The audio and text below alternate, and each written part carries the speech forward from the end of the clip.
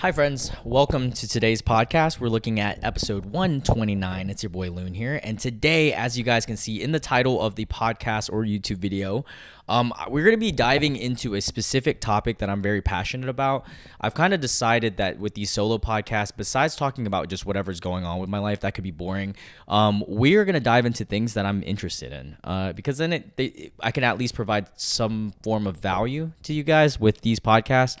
And it can also reach a certain audience that could be new. And I'm going to just talk about random things that I'm like really good at or really interested in, whether I wouldn't say I'm an expert in any of this stuff, so don't sue me after it. But, I'm just going to give you guys my thoughts and opinions. And today's episode is going to be credit and credit cards because my close friends are going to know I am a nerd about that shit, dude. I have been a credit card nerd since I got my first credit card, which would be when I was 21. No, well, I would say my second credit card. My first credit card I got when I was 20, and I didn't know much about credit cards until I was about 21, 22. Got my second credit card, and that's when I was in. So that was a lot of credit card statements in one sentence, run-on sentence. I'm sorry for all my English teachers. But so before we get into it all, if you guys aren't into this stuff, I'm apologize in advance. Go ahead and tune out. There's no problem at all. We are specifically talking about credit, how to build your credit, what are the best credit cards, travel perks, things like that you can get. Because I do get asked a lot, like, how do I get travel so luxuriously? Someone asked me the other day, I think it was after Vietnam. They're like, oh my God, I want to travel with you, but this and that. And, a lot of it, I think I would blame on I wouldn't say government, but it's the way that the system works. A lot of people think credit is so bad because we have put this stipulation upon America, and we also, not just America, the world, but we also don't educate people on credit at a young age. They have to search for this themselves, and I think that's a flaw in our education system, but I also think it's intentional. It's conspiracy aside. I think that the winners of the credit card world, that I would consider myself one, benefit whenever there's a lot of losers, because the whole credit card system is banking on, they're giving you perks that they're, I list all these perks, some people are going to be like, no, how is that even possible? How are these credit cards companies making money if they're handing all these out? Well, they make money because there's so many people that are in debt because they are not doing credit responsibly. So that people like me and people who, like, hopefully you that are listening to this can benefit from. So I'm here to kind of give my minimal level of education on credit cards and, where you're at and credit cards and stuff like that. So if you're not into this stuff, completely tune out. I understand. I'll see you guys next week on whatever next topic is. But I am very passionate about this topic, and I have been into it for the past 5 years now. So if you guys want to listen, maybe you guys know a lot about credit cards already and you want to just confirm what your views are and compare it to mine. Or maybe you don't know anything and you're a complete beginner, and it doesn't really matter. I'm going to be talking about it, and I hope you guys are tuning in. So let's get into this. I have a list pulled up here of we're going to break down all the credit cards that are recommended by NerdWallet, but also the ones that I specifically recommend in all different types of tiers, right? We'll go into that in a second. But before we go into that, let's talk about credit as a whole. So I have, working in the nail salon industry and businesses in general, even in insurance, I've met a lot of people who are in their 30s, 40s, 20s, whatever, who say they don't have a credit card, or they had one, but they don't ever use it. And I don't say anything to their face because these aren't like friends of mine that I'm going to like. If you say something, you could sound pretentious, especially because once money is involved, people often feel very sensitive towards the topic, and they don't want to seek out help because, sometimes that's just the way they are, and that's completely fine. There's nothing wrong with that. So I usually don't say anything. But now if it comes to my friends, I might be able to say something, because at the end of the day, the thing about credit that's interesting is credit can be bad, 100%. It depends on your responsibility level and who you are as a person. If you genuinely look at yourself in the mirror and you're like, no, if I have something that gives me any amount of money to borrow and I will use it all and I will never pay it back, don't get a credit card, because then you will be in debt. Or a loan. Loans and credit cards are very similar. Essentially, a credit card is you getting a loan out of this card and then having to pay it back to whatever bank or whatever credit card carrier. Most of them are banks. Um, Most people, I would like to believe, have some sense of awareness, or you can train yourself to be aware of, and hopefully you do it at a younger age, but it's never too late to start. But you train yourself to learn, like, okay, I have to control my spending. Like when you see something, when you go out to the store or you see something, you only buy essentials. And then if you have excess money, yes, of course, buy that. Now, what is credit card and why is it important to start? So everyone should have a credit card. I don't care who you are, unless I have told you, you 100% have no will control at all. That's the only people. And when I'm not talking about those people right now, because right now, if you're even listening to this video, you're most likely at least interested and at least have some form of self-control, or you have a lot of self-control.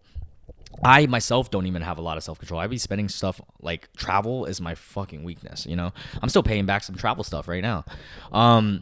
But credit. So why is it important? So in your life, whether you're, let's say most people will start even at the youngest age that you'll consider credit might be 15. You might be younger, who knows, 15, 16, all the way up to 30, 40. You at some point, ideally, I would hope that you would want to buy a car, right? That's the first big purchase most people, especially in America. I can't really speak for other countries, but in America, right? You want a car. And then after that, you want a house. And maybe you don't ever, and you want to just keep renting forever, but you know, that's the goal, right? And then maybe after that, you would want an investment property or you want a business. All these things, big purchases in America and in most countries, they look at what is known as credit score. And you know, the reason they look at credit score is a great indicator of how responsible someone is, based on how much payments they make their credit score. So credit score is impacted by all the loans, all the credit cards, all the I think it's loans, credit cards, student loans, things like that, right? Anytime you're borrowing money from a bank or a distributor, a credit or loan distributor, you essentially get it pinged with your credit. So what affects credit, right? So the biggest things that affect your credit is how much are you using? And well, actually, the number one biggest thing that affects your credit score is if you're making payments. Any late fees or any time that you're late on your payment, it's a ding to your credit score. And in order to have a perfect score, and you know, no one, I mean, we should all strive to be perfect, but you know, at the end of the day, if you mess up, it's fine. You want the best score you can get. And a perfect score is 800 to 850. So if you're in that range, that means that you have never missed a payment. I think they give you a mulligan or one mess up. But if you've never missed payments, that's the biggest indicator of your credit score, right? And don't worry, guys, we're going to get into credit cards here in a little bit. So that's the first thing. So whether you have a student loan, whether you have a credit card, a car loan, whatever credit, you have to make those payments. That's the number one thing. Now, the second thing is going to be when you have a credit card, how much are you using? Most people recommend using no more than 25% of the credit limit.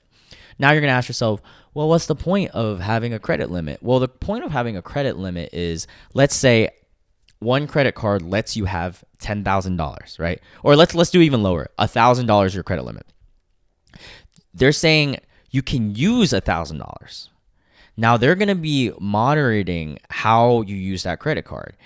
Do you trust someone who's always using all the $1,000?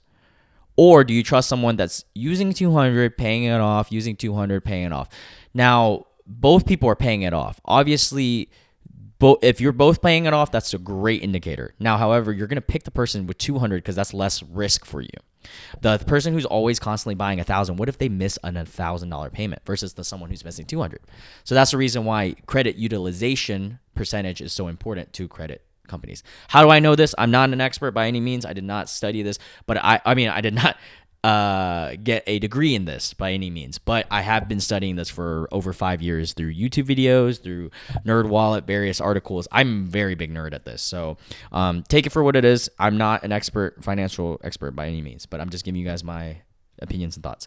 So that is, and also another thing that impacts your credit score is how many lines of credit you have based on your age. So if you're really young, you have one line of credit, it's a student loan, that's okay. You open a credit card, that's actually going to benefit you. So the more lines of credit depending, it can be a good sign or it can be a bad sign. So if you're starting to, if credit card companies, or if you're buying a house, the mortgage company looks at your credit and you're constantly just getting new card, that's a bad sign. Because like, why is this person needing that many credit cards? But if you're 30 years old, you've had 6 credit lines, but they've been there for many years, that's a great sign because you're very responsible. You've had credit for over a long time and you haven't missed any payments. So yeah, amount of credit cards does have a small impact. Also, the history of the credit cards. How long have you been in the credit game? It's also important. All these things important, but the most important things: make your payments. So now, you need that high credit score because sometimes if you have such a low score, they won't even give you a certain house mortgage. That's straight off the bat, right? That's like a number one thing. And now let's say you have a decent score. You have a 500. No, 500 is a bad score. Sorry, 600 to 650. Now, why does it benefit you to get a higher score? Well, now you can get a house loan, you can get a car loan, but your interest rate is going to be much higher. And what is an interest rate? It's that money that you're going to lose at each payment. That's not going towards your car. That's not going towards your house. It's that extra money that's going towards the bank for even loaning you the money. So at a higher score, they'll give you a lower interest rate because they trust you more. They know that you're going to make payments. You're not going to make the house or the car go on, what is it called? Escrow? No, not escrow. Foreclose? Yeah, foreclose. I don't know for car, but for houses, foreclose, which means you don't make any more payments and you the bank takes over your house again or whatever lender takes over your house again because you never made the payment. So the higher the score, the more responsible you seem. A great in the tiers of the scores, I think we can actually search that up. What's considered? Ooh, I'm typing with one hand, guys. What's a good? Damn, it's on caps. All right, here we go. This is off of Equifax, which is a pretty reputable source for credit score information. So on this, most credit scores will range from 300 to 850. Let me zoom in so it's like super easy for you guys to see. Okay, here we go. All right, so credit scores range from 300 to 850. All right. Okay, here we go.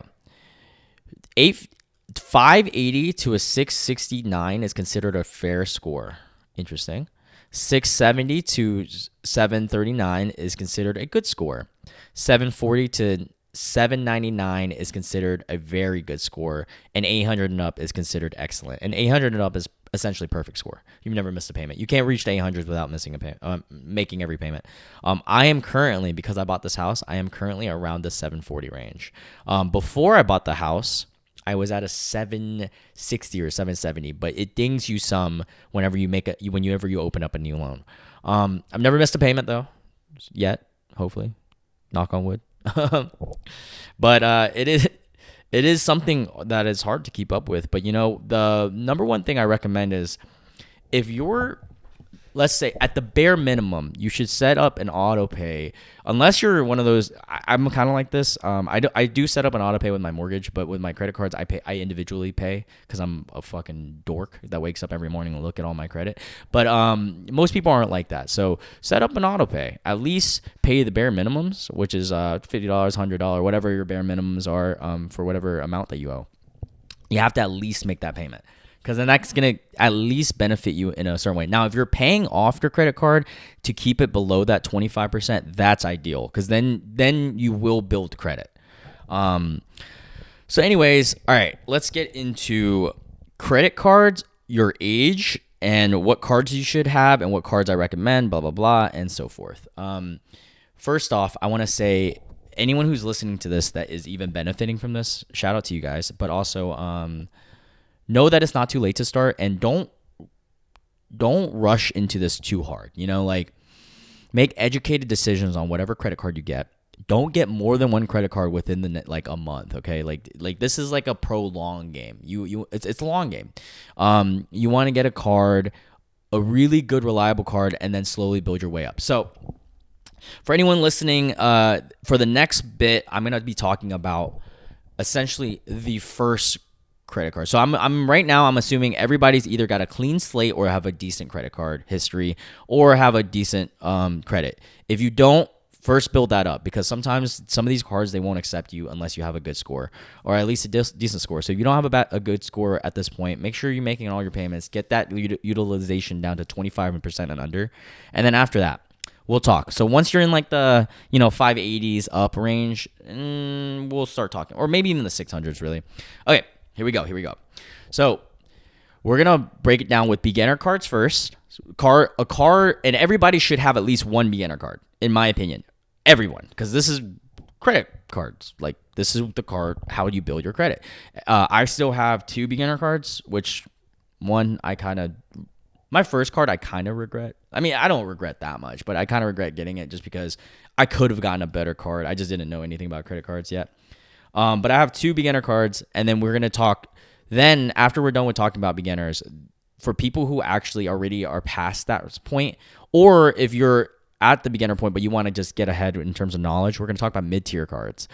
I recommend most people, if not all people, have at least one mid-tier card. Anyone who's responsible and have gotten themselves to a decent credit score, you should have one mid-tier card. And then we'll talk about premium credit cards, and that's for I'm not for everyone. It's going to be for people who really will benefit with those premium cards. And again, all this information is for free if you guys actually look it up. I'm just doing this like summarized podcast for you guys right now, by the way. This is through me watching like hours and hours of credit card content. And I have recommendations if you guys ever need to follow a YouTuber, Dan Braun. He's a friend of the podcast. He's been on the podcast, DanBraun, I think. He's an amazing credit card guru, and I highly recommend him and trust him as well. Some of this information is his, I'm sure. But yeah, after mid-tier premium credit cards, which only some people who will really reap the benefits use that. And then we're going to go to specialty cards. Okay. So, beginner cards. Let's get into this. I'm going to use NerdWallet. NerdWallet's a great website. I trust almost everything NerdWallet says for the most part. There are maybe like every now and then there might be like a card or two that I'm curious if they like sponsor their way to get in there. But for the most part, NerdWallet. Oh, here we go. It says it right here. Why trust NerdWallet? Let's look at that actually. Let's zoom into that. I am curious. Why should I trust you guys, bitch? Sorry, I'm like making it bigger so you guys can see too. Whoa, that's really big. Okay. Where's the why trust us button? It disappeared. Okay, anyways. I kind of don't like how big it is now. Okay, here we go. All right, best credit cards for March. Let's go into 0 annual fees because these are beginner cards. Okay. Hello, load. Okay, so beginner credit cards. So how I classify beginner credit cards is essentially any card that has a 0 annual fee. So what is the annual fee? An amount of money that you will have to pay a credit card company or a bank to even keep the card active, period. Why is there an annual fee? Because you get perks to those annual fees. Oh, I completely forgot. There's a big thing that I didn't mention. What is the whole purpose of getting credit? Not only is it to build your credit score, I almost forgot this. This is so important. You get money back if you're responsible. Like, if you're using a debit card and you're a responsible person, you're essentially throwing away money and you're losing to the interest rates. What do I mean by that? So, sorry that we're going on this tangent. I think this is actually very important for everyone to know. So if you have a debit card or you have money or cash, let's say, cash or debit card is essentially cash. You have cash in a bank. That money that's sitting there is staying still. Some banks might give you a APY, which is like a interest that it'll gain over the year. That's usually ranged from 1% to 3%. You might get lucky, you might get more. But essentially what you're getting is money that is still. Every year, there is an inflation rate that usually goes up a little bit. So your money is worth less next year than it is this year. Yeah, with the APY, it might counter it a little bit, but it only counters it so much. So let's say inflation, I'll give you guys a prime example. let's say your APY in your bank, if you keep it in your debit account, is 1% or 0%. Most of the time it's 0.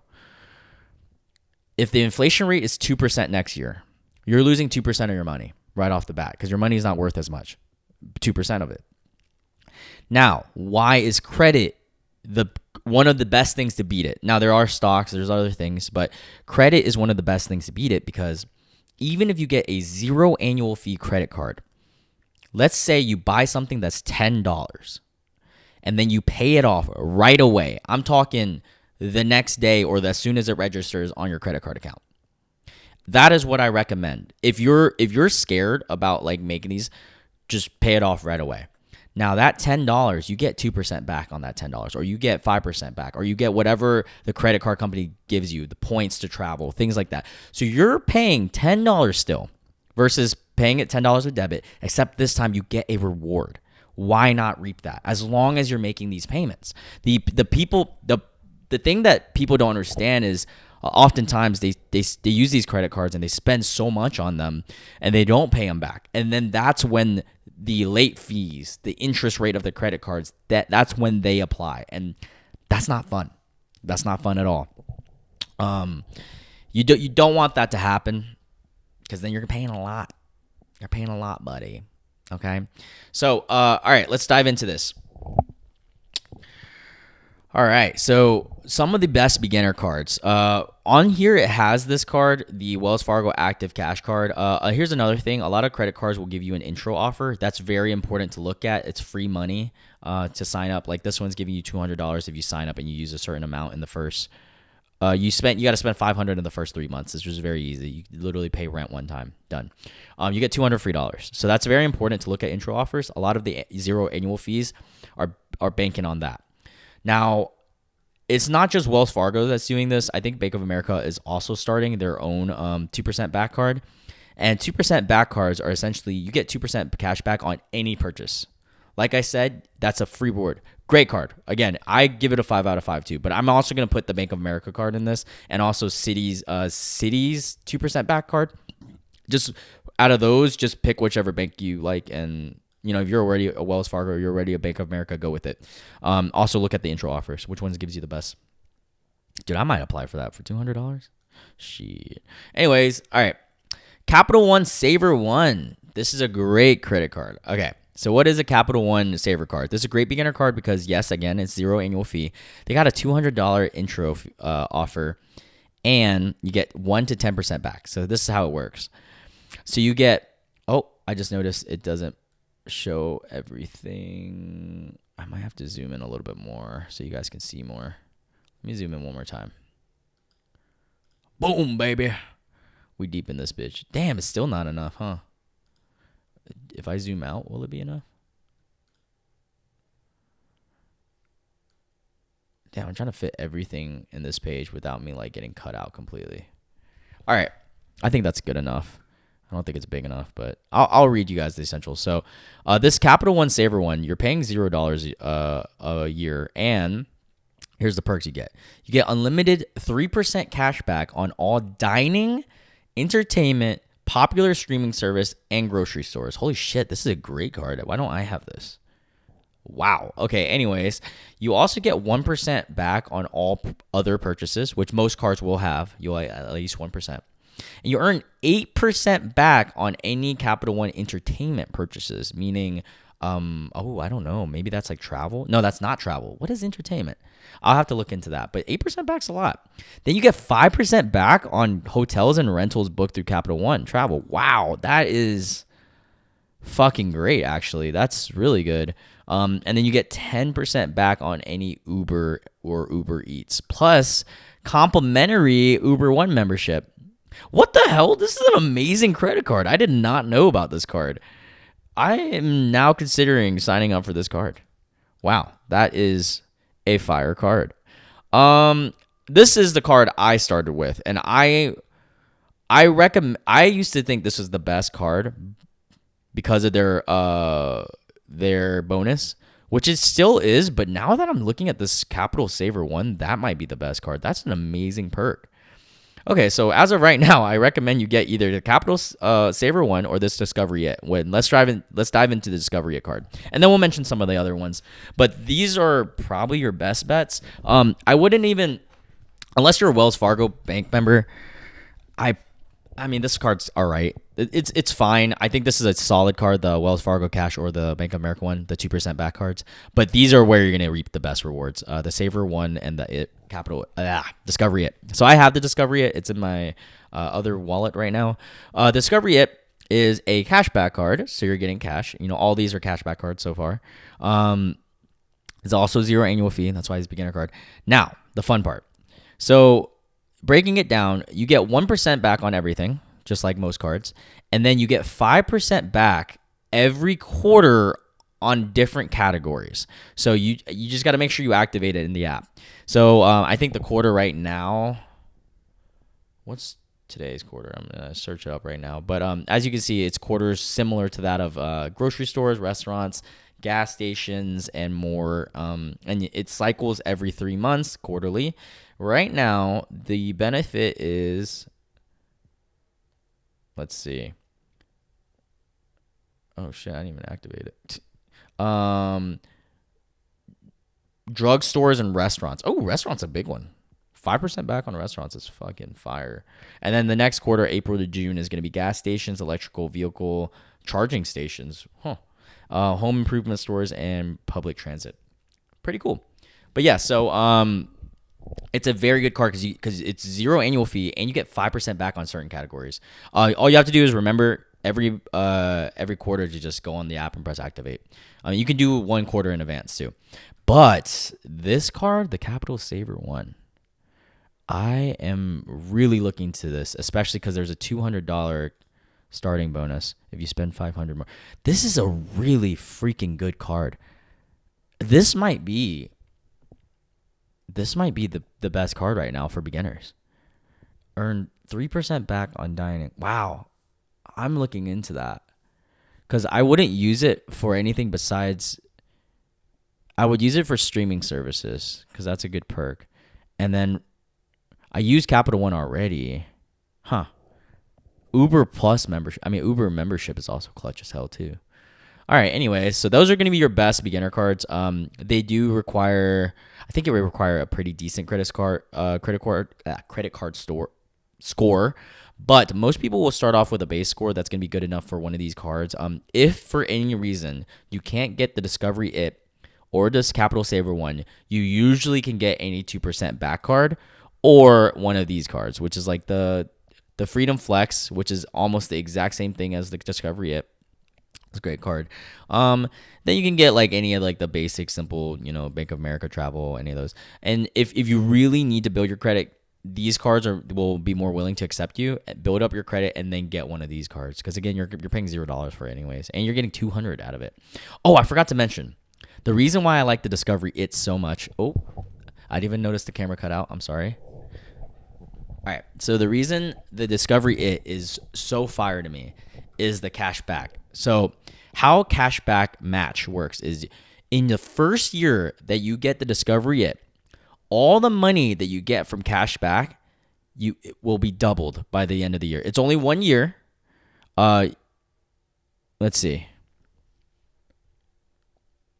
Yep, that's exactly what it is. So let's say you use 5%. Let's say you use 5% back and you get all it goes up to $75 in cash back. So let's say you use the maximum amount, 75 times 12. That's already $900 in the year, plus all the 1% in right. So that's like you spending a lot though. Let's say the average person is probably gonna get $30 a month off of cash back, considering your 1% on everything purchases as well. You'll still get $360 back, right? They're gonna double that. So that's where this card, in my opinion, kind of beats out the other cards with $200 back because you get like a fuck ton of money back your first year. But again, the perks of this one, honestly, I wouldn't be opposed to getting both of these cards. I'm really looking into getting to this Capital Saver one. That's a fire ass card.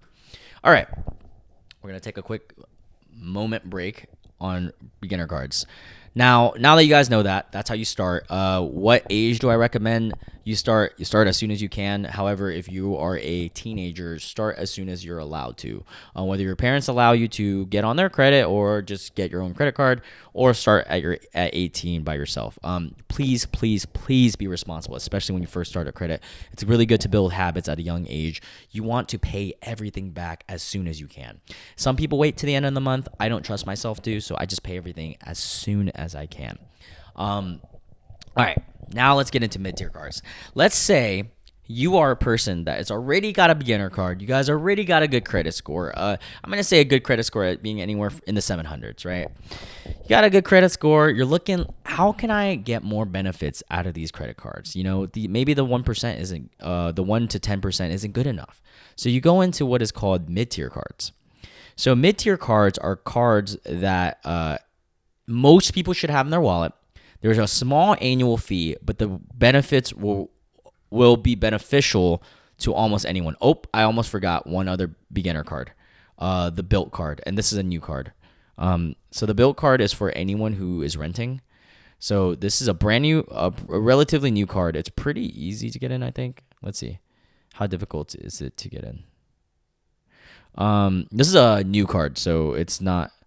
Okay, you need to have at least a 700 and above. So it is a little tougher to get in, but if you can, this is a great card. Oh, it says right here it's 670. So that's pretty decent. What bank is it with? Oh, it's with Wells Fargo. Okay, that's a trust. Well, I wouldn't say trusted, but it's a pretty well-known bank. So the built card, this card is huge because it's specifically for people who rent. I don't rent, so I didn't even think about bringing up this card, but a lot of people do. If you are a renter, this card has a 0 annual fee. You don't get a sign-up bonus. That's the one bad thing. But the rewards are really good for rent specifically. You will get up to 100,000 points each calendar year on rent at any rental property. And on top of that, you will get 3% on dining, 2% on travel when you book through their hotel, airline, or car rental agency, like specifically, not just like a random carrier. But you get, where is the rent amount? You get money back on your rent. That's the main thing. Ooh, 5 points per dollar spent on Lyft. 3 points.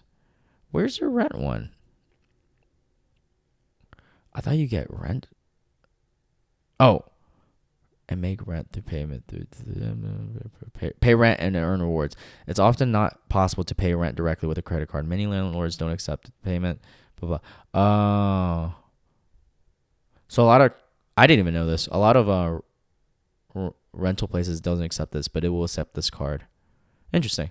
All right, so just a fun fact. But all right, mid-tier cards. Say you're past that now. We're gonna go into the mid-tier world.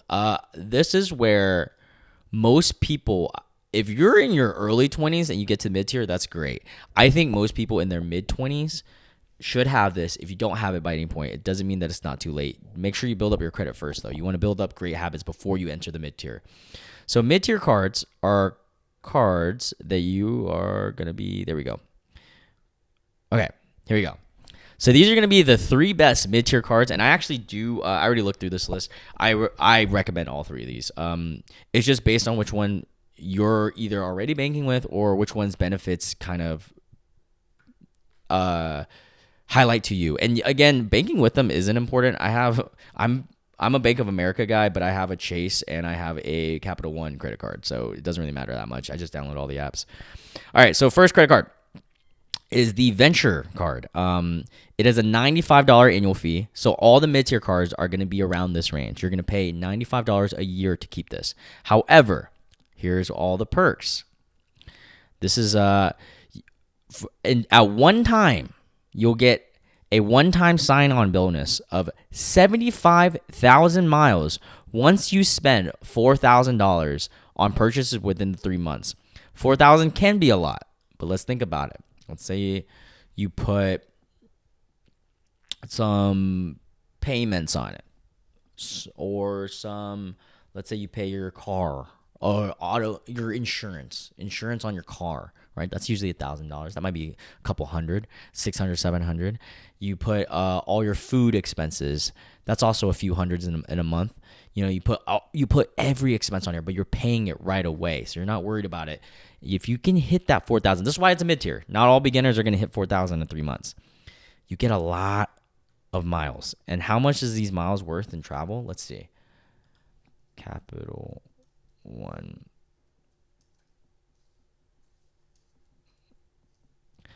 Capital One miles value. Here we go. When you use a calculator, so each mile is worth anywhere from 1 to 1.4 cents. So we're going to break that down.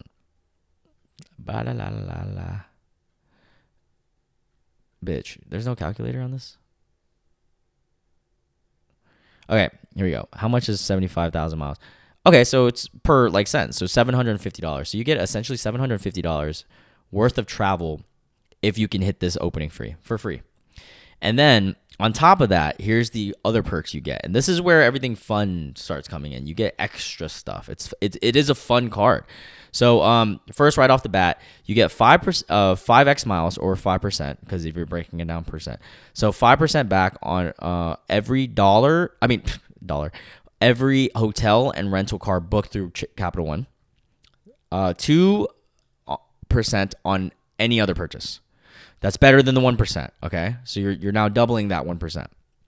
Now, here's where the fun comes in. You get that bonus, right? You get that fat $750 worth of travel. Now, on top of that, you get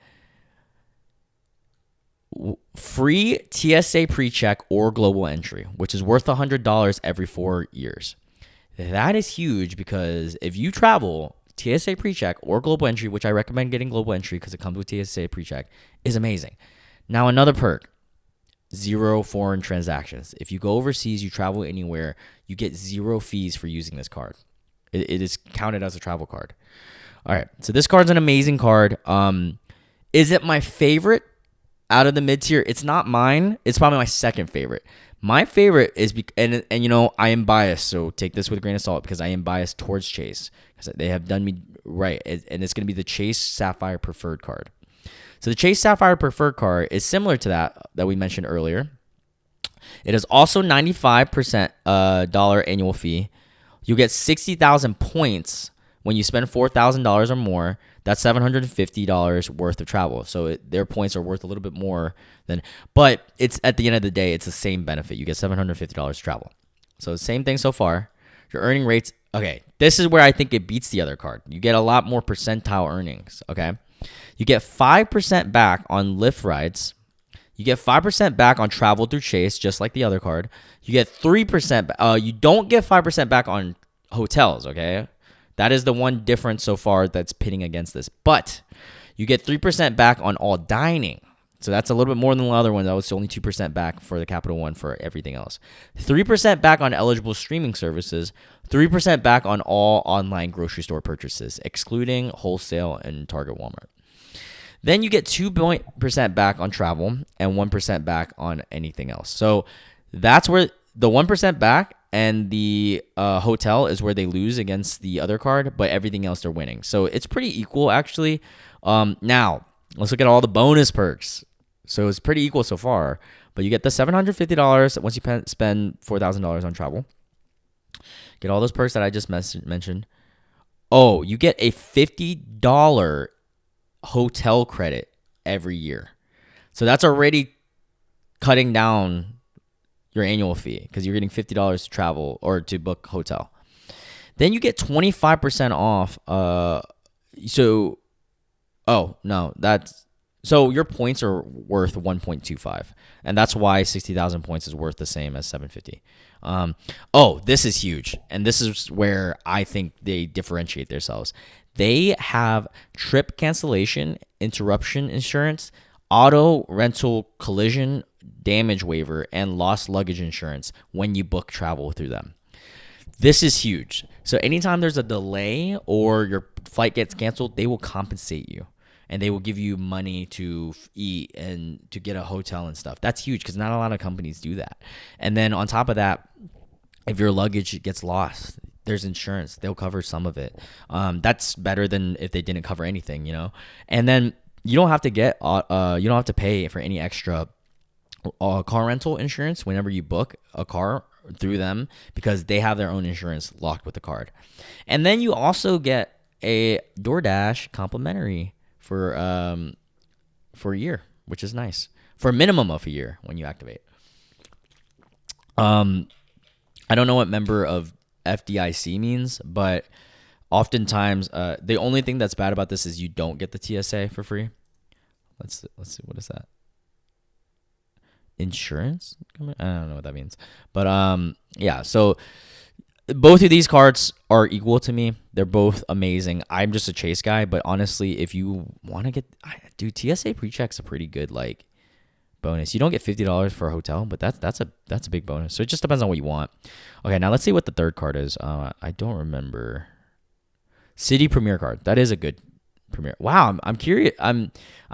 That's surprising that the Amex isn't on the top 3. But City Premier. I don't know too much about this card, but let's look. So you earn $60,000 bonus. So it's equal to the other ones. You spend $95 per year. Earning rates. You get 3% back on all dollars spent on airfare, hotels, and gas stations. 3% back on all dining, and then 3% back on all supermarkets. 1% back on all other purchases. Any bonus perks. You get an annual hotel benefit. You save $100 off a single hotel stay of $500 or more when you book through thankyou.com. No foreign transaction. Huh. Interesting. This one doesn't look that good to me because the sign up bonus is only worth $600. Yeah, I wouldn't put this as the top 2 like this. I mean, it's good card, but these 2 are definitely the best. Now, I was gonna say this about the Amex cards. The Amex mid-tier cards, they just don't provide enough, and they charge a lot more. They charge $250, and you're getting the similar like rewards, if not worse. Yeah, it's just not as good to me, and I don't recommend it. Amex will be in the best premium cards, though. All right, let's take another quick second to mention. Make sure you guys build your credit, build good habits. All right, now, let's say you guys are already in mid-tier, or you want to skip mid-tier. I skipped mid-tier. I had a great credit score, and I just wanted to jump right into the best of the best because I knew I was going to reap these benefits. Now, the premium credit cards. Most people will only need one of these ever, and not even everyone needs these cards. So if you travel a lot, or if you travel a lot, or if you want to travel a lot, then this is where I recommend these cards.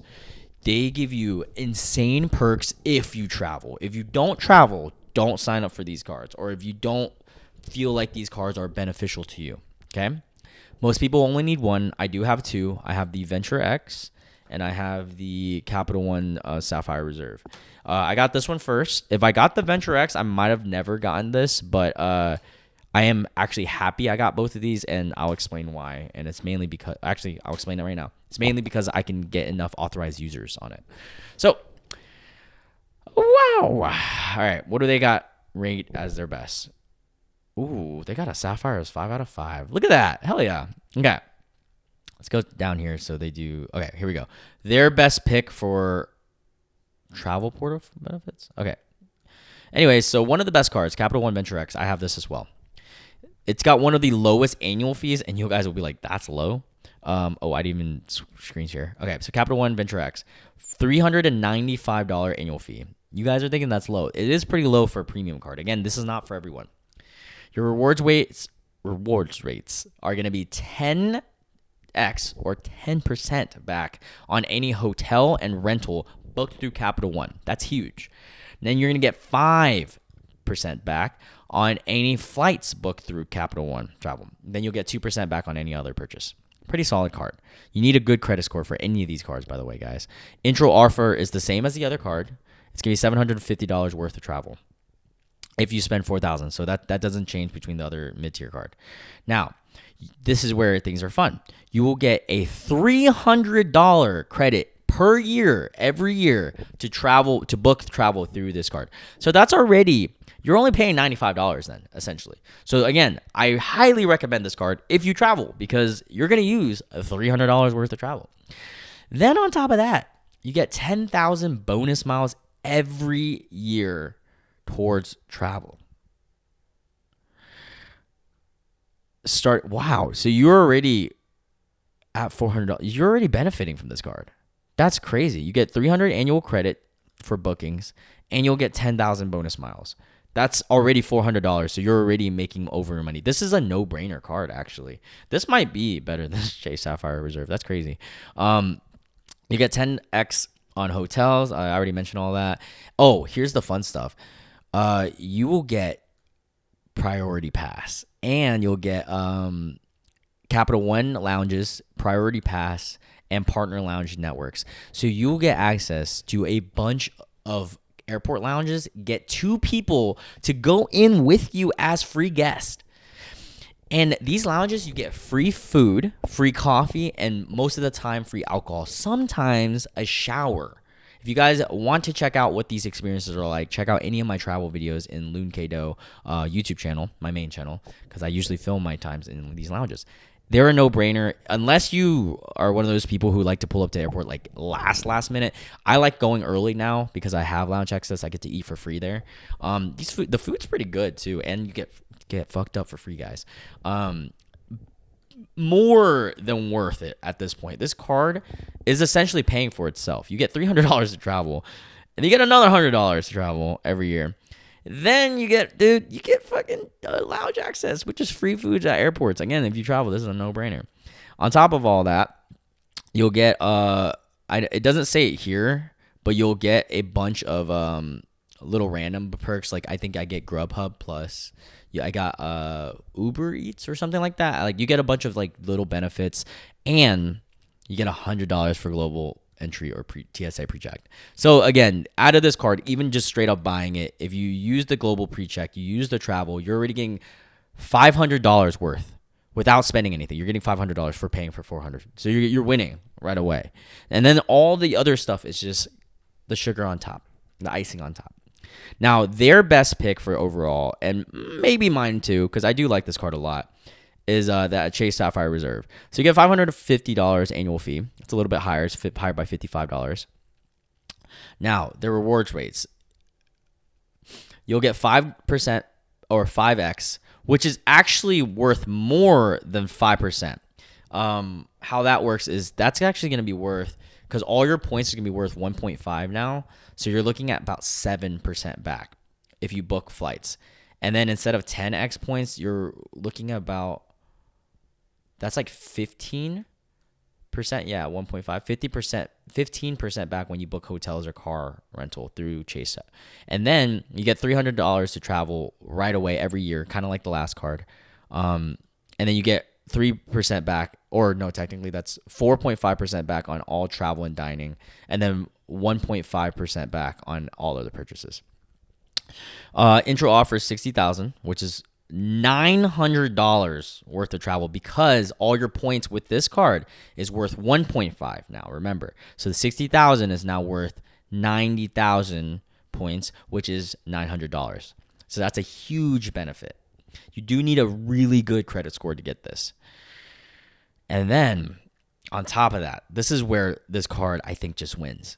You get the Priority Pass, which is, again, kind of like the last one. You get a bunch of lounge, free food, free all that, free shit, bro. Free stuff at airports. Most airports will have this, especially major ones. Only the small airports won't have a Priority Pass lounge. They're like, it's an insane amount of lounges I've been in, and it's all free. And $100. Oh yeah, you get free global entry, Nexus, or TSA PreCheck, which I recommend global entry. It's the most applicable because it comes with TSA PreCheck. You just need to do an interview. That's free. So what is global entry? If you're asking, global entry, you get free TSA PreCheck, which is you fly through the lines in American airports. Global entry is anytime you fly into America, you don't have to go through customs, which is the fastest and the easiest thing ever. They don't check your shit, which is great. I mean, they might if they pick you, but that's very rare. Now, this is also where Chase is very well worth it to me. You get free, you get trip cancellation auto rental collision waiver and all this insurance on your travel. It's amazing. So right off outright, you get 300. So you're really losing 250. And then let's say you get the free $100 global entry. So now you're at 150 that you're at a net loss. Then you get a $900 travel bonus. So you're already over it. And then you get all this other stuff. It's an amazing card. Now the best dining card, that's a top tier card, is the American Gold card, MX Gold card. I don't love MX that much because the perks don't scream to me, but it's a $250 annual fee.